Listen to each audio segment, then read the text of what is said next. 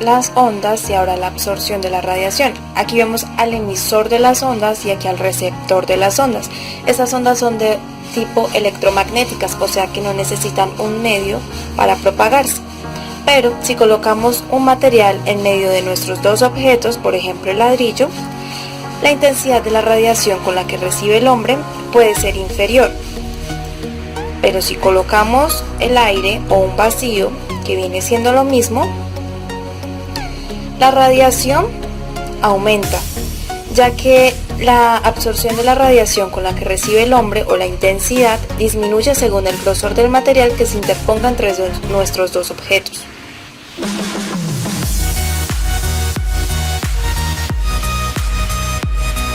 Veremos al fenómeno de difracción. Aquí tenemos a nuestro emisor de ondas, aquí tenemos nuestro primer obstáculo y nuestro segundo obstáculo con diferente longitud de abertura. El fenómeno de difracción consta en que la onda se encuentre con un objeto y que ésta cambie la dirección del emisor. Entonces aquí vemos que cambió la dirección y aquí cambia por tercera vez. Entonces esta es nuestra primera emisión, esta es nuestra segunda emisión y esta es nuestra tercera emisión, en donde cada variación disminuye la intensidad de onda.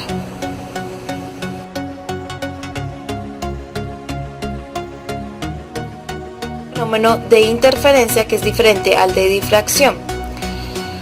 Vamos a anotar aquí nuestro primer foco de dirección, un segundo foco de dirección y un tercer foco de dirección. La diferencia en este fenómeno es que las ondas que están en fase, o sea que tienen una frecuencia similar o igual, se unen y forman otra onda que puede ser mayor o inferior a la onda original. En este caso se ve que aquí se superponen y se forma una nueva onda, y aquí pasan por el tercer foco de dirección y disminuyen notablemente.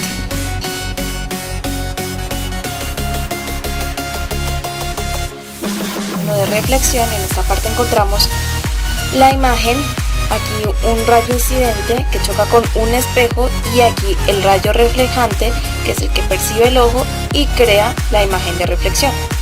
Entonces, el espejo tiene una normal, que es esta que vemos aquí, y entre la normal y el rayo de incidencia se crea un ángulo que ya medimos previamente y que vale 12 grados. Aquí en esta parte se forma otro ángulo, que es el ángulo de reflexión, y que vale lo mismo. Entonces, el fenómeno de reflexión consta en que la mayor parte de la onda de luz rebota y se refleja y no la absorbe el objeto. Este objeto es plano y pulimentado, o sea el espejo, y esto permite que la mayor cantidad de luz se refleje y no la absorbe el objeto. Entonces aquí podemos observar la reflexión. Si movemos el ojo, vemos cómo se va moviendo la imagen en la parte de abajo. Y en esto consta el fenómeno de reflexión.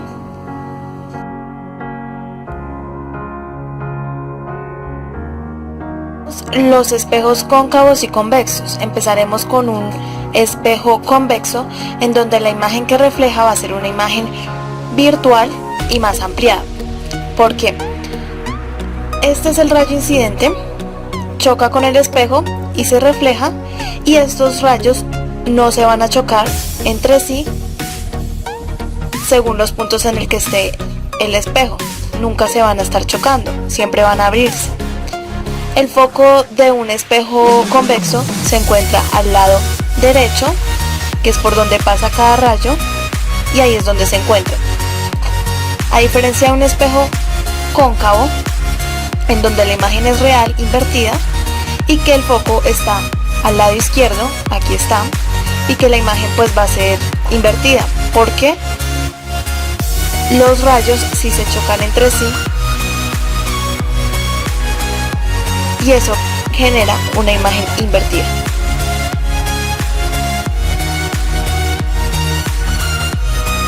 De refracción, en esta parte encontramos a nuestro emisor de ondas lumínicas, aquí a nuestro primer medio, que viene siendo el aire o el vacío, y aquí nuestro segundo medio, que viene siendo un diamante. Vemos en esta parte que las ondas lumínicas son paralelas entre sí, pero aquí cambia y forma ángulos.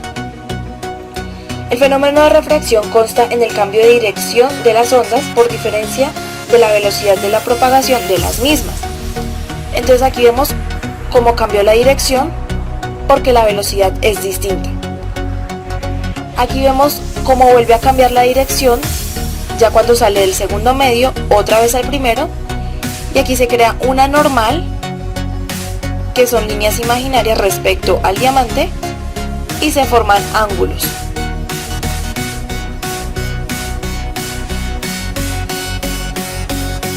Tenemos la energía eléctrica y las fases.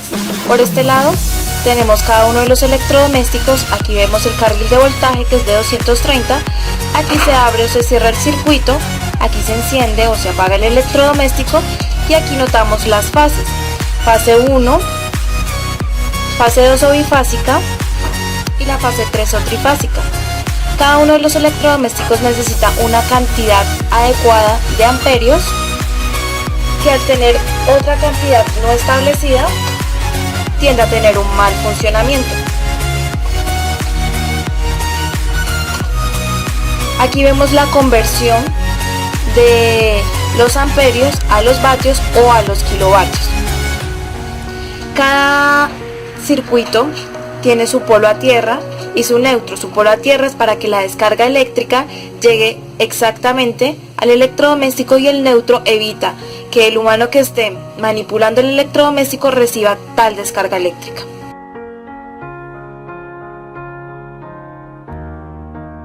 Transformación de la energía. Aquí vemos cada uno de los electrodomésticos con una cantidad diferente de vatios o de kilovatios que solicitan para su correcto funcionamiento, y aquí vemos el carril de voltaje. El voltaje es de 230 y aquí es donde observamos la transformación del voltaje a los vatios o a los kilovatios necesarios para cada uno de los electrodomésticos. La energía eléctrica necesita de un medio de transporte para poder establecerse y funcionar correctamente en cada uno de los implementos o electrodomésticos que solicitamos.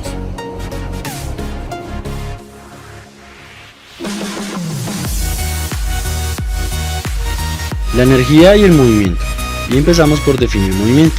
El movimiento es el cambio de posición de un cuerpo, que en este caso es un tomate, respecto al tiempo que tarda en trasladarse de un lugar a otro.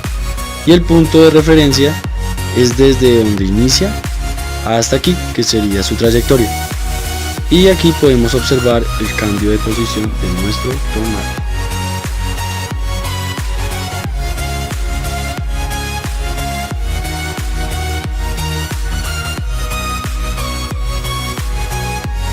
Cambio en el momento. Podemos observar el cambio de movimiento respecto a la velocidad en un eje X. Aquí se observa cómo la velocidad aumenta en la gráfica, y si se disminuye la velocidad se observa un cambio considerable en el movimiento, que es reflejado en la gráfica respecto al eje X, que es donde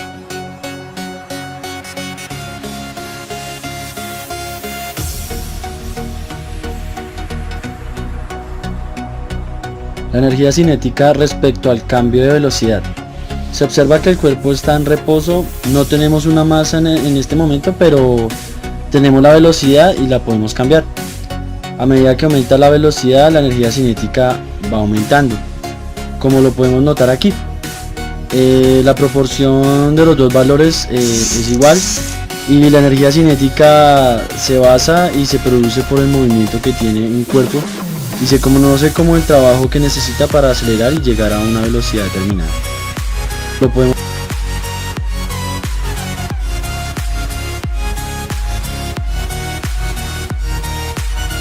Energía potencial elástica. Aquí se puede observar nuestro sistema masa-resorte. Tenemos la masa, aquí el resorte. Aquí cambiamos la masa y aquí se observará el cambio. Se inicia el movimiento, como se puede observar, la altura cambia respecto al eje Y, la energía también se mide respecto al eje Y. A medida que se aumenta la masa, asimismo aumenta la energía potencial elástica, porque se toma en consideración la fuerza y resistencia ejercida por la constante elástica del resorte. Y La energía también se mide respecto al eje Y.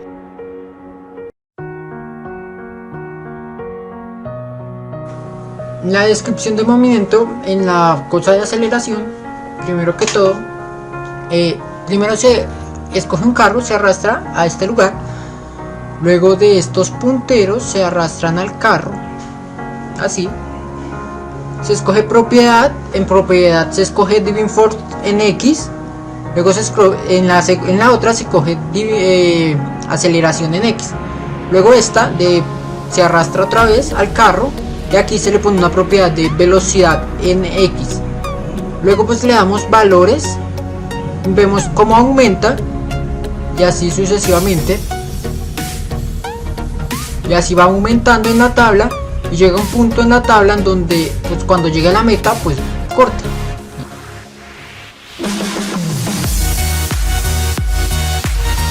Otro de los que podemos hacer en descripción del movimiento es distancia contra tiempo. En este comenzamos con arrastrando al carro, luego pues los punteros los arrastramos otra vez al carro. Aquí podemos poner los valores que toca poner son velocidad en X en este, y en este otro toca poner desplazamiento en X. Luego pues a esto se le da un valor para ver cómo funciona en la gráfica,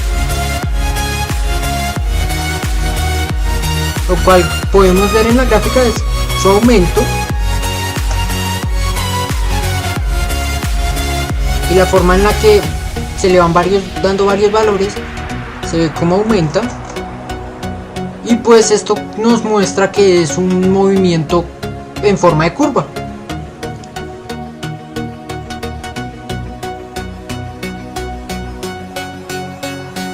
Ahora vamos a ver la segunda ley de Newton. En esta veremos cómo la masa de un cuerpo afecta a la aceleración. Tenemos dos navecitas, una con un peso de 400 kilogramos y la otra con un peso de 100. Tenemos una fuerza de 500. De este punto vamos a oprimir este botón y vamos a esperar. Nos vamos a dar cuenta que la nave de 100 llega mucho más rápido que la nave de 400 kilogramos.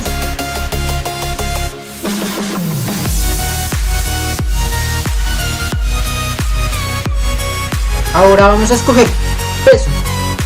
En este punto vamos a ver que el peso está relacionado con la masa. Tenemos tres lugares: la Tierra, la Luna y Marte, con sus gravedades. Para este vamos a escoger una bola de la parte izquierda, vamos a arrastrarla y vamos a dejar que caiga. En esto nos va a dar un peso. El peso en la Tierra es de 1.60 newtons. El peso en la Luna es de 0.26 newton. Y el peso en Marte es de 0.61 newton. Esto nos muestra que en los threads hay diferentes pesos. Y estos dependen también de su gravedad.